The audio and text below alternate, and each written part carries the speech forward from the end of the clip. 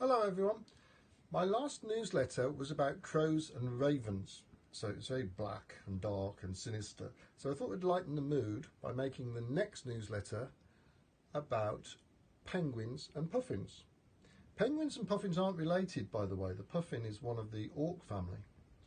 So I've made quite a few penguins and puffins over the years, but I've made some new watercolours to go in the newsletter. Here we see a rockhopper. And I thought he was funny because he looks very aggressive, like Robert De Niro in Taxi Driver. So this one's called Are You Looking at Me? And this one is the classic penguin looking like a waiter.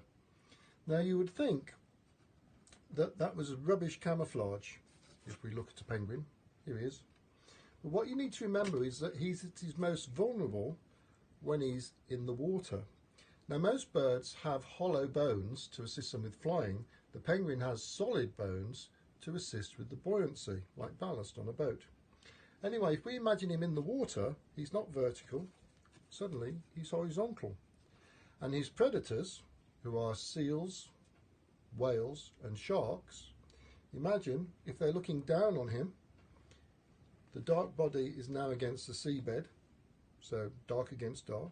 If they're underneath him looking up, they've got the light body against the sky.